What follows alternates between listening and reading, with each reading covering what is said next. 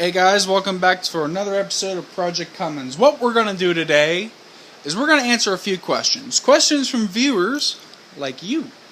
So obviously you're not looking at a Cummins. What you are looking at is my 70s Kubota diesel. I'm a huge diesel fan no matter what it's in, so yeah. So, my buddy Bruce Rice, he's on our Facebook page. He's a regular watcher, and he just bought himself a 98 Cummins. That's the 12 valve. Most of his questions was in braking, and in exhaust braking in particular. But I want to go over that. There seems to be some confusion not only with Bruce, but other people as well as, you know, what the fuck is engine braking, and what's the difference between Jake brake and an exhaust brake. Well, okay, engine braking is broken down into two subcategories, which once again are Jake brake, exhaust brake. Now, the Jake brake can also be referred to as a compression release system. Now what that is, imagine with me if you will, here's your piston, going up for the stroke, coming down for the power stroke. Alright, now up on the stroke, once it gets to the top here, the valves will open up completely, letting all the compression out. And then they'll close up right before it comes down for the power stroke. Now by doing that, it creates a lot of pressure underneath that piston, forcing the engine to compress it on the downstroke or the power stroke, whatever you want to call it. And I might have mixed those up between the two, whatever. It's like 3 in the morning. But anyhow, that's what Jake brake is. It is releasing all the compression on the upstroke, forcing the engine to do more work on the downstroke to create a braking force. Now, on the exhaust side of this, the exhaust brake. An exhaust brake, after the turbo, somewhere around the downpipe of the exhaust, there will be a dampener. It'll be a dampener in exhaust. And if you use this small exhaust as my example, while you're running, say 30, 50 miles an hour or something, the dampener looks like this. It's in the middle, it's open, it lets exhaust on both sides of it. When you release the accelerator pedal, what the dampener does is it'll close, holding all the pressure back in the engine. Holding all the pressure back in the engine, it works the exact, I don't know the exact opposite, but it works somewhat in the opposite way of the compression release or Jake brake. So on the up thrust of that piston, all the compression's up here on the top of the piston, making the engine compress everything together. Now, moving compressed air is very hard, which creates, once again, just like the Jake brake, a braking force through your engine. Now, which one's better? Which one's the greatest one to have? Jake brake, hands down, fucking awesome. Fucking awesome. If you got a 300 horsepower motor, chances are you got a 300 braking horsepower Jake brake. Exhaust brakes are great, and they're easier, way easier to install, but they are half as efficient as a Jake brake.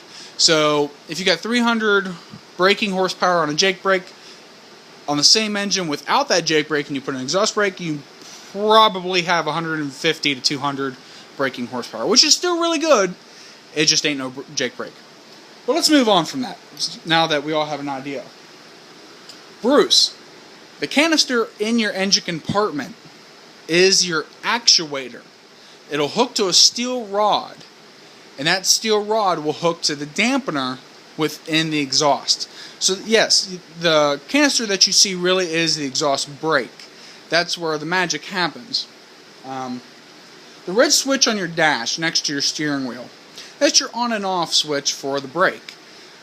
You'll see signs in some cities that have noise ordinance and whatnot, and it'll say no engine braking.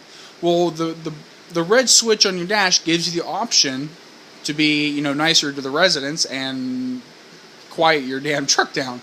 It doesn't make that, you know, fucking noise, which, you know, I personally love, but others don't. So that's what it's for, is to turn it off to be nicer to the people around you. The lights on top of your steering column work in conjunction with your exhaust brake. Now, I'm not real sure about what the red portion of that LED is supposed to indicate, but the green portion of that LED is to signal to you as to when your brake is engaged.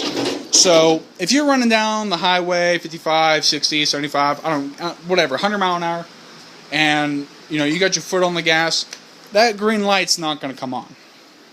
Now, as soon as, thought I'd show you all the engine, as soon as you let off of that, and you no longer have the accelerator depressed, the green light should come on, indicating that your brake is now in a working condition. So, that's really all the lights are for. That's what your switch is for. That's pretty much everything I can think of about the brake. Now, since you don't really seem to be very fluent with that brake, I guess that's the word I'm looking for, I do have a few comments and things for you to look for and probably even try. On the exhaust brake, they work best at 2,000 RPM or more. So if you're somewhere where you can shift out of overdrive into third gear to raise your RPM, that would give you more of a braking power, yeah, go ahead, as long as you're able to safely do that. If you're not, whatever, you seem like you have a good enough setup. It doesn't seem like you tow, it doesn't really look like you have a gooseneck and you're hauling cattle or nothing. So I really don't think that's going to be necessary for you to do, but it is an option. Do remember that if you ever need that extra power. That exhaust brake, I do believe, if I remember correctly, is programmed that it only engages over 30 miles an hour.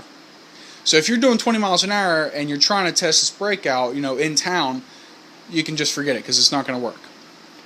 Do 30 miles an hour or over and take your foot off that accelerator pedal, and within 1 or 2 Mississippis, it should slow your truck down more and more and more. And eventually, if you let it go long enough, it actually should bring your truck to 15 mile an hour. Because at 15 mile an hour, I do believe the system will shut down completely. Or you might have one where it'll bring it to a complete stop. I don't really know what your setup is, but my money's on 15 mile an hour, the system shuts off completely.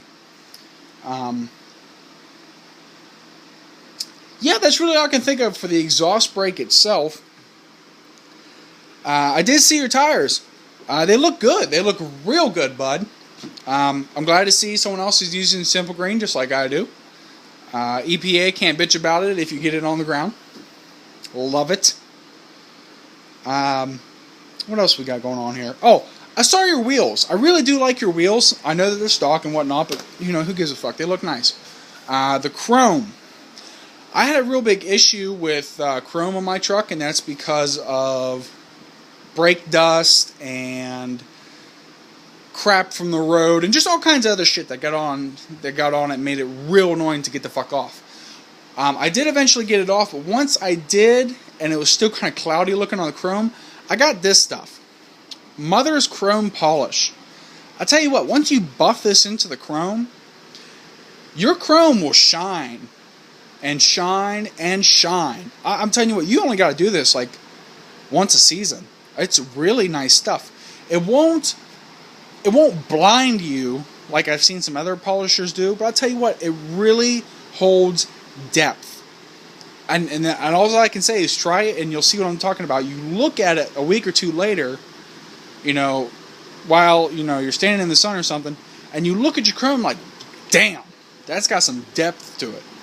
So give that a shot for your wheels, next time you get cleaning up or whatnot. So, yeah, I really hope I answered your question as thoroughly as I could. If not, hey, get back at me. We'll get it over with. We'll figure it out. We'll work through this together. And if anyone else at all has a question about a Cummins engine or maybe some diesel, general diesel stuff, I'm not very fluent in Ford or Chevy, so whatever. But get at me. And until next time, guys, this is Project Cummins. Go to the Facebook, like our page. And I'll see you next time. Later, guys.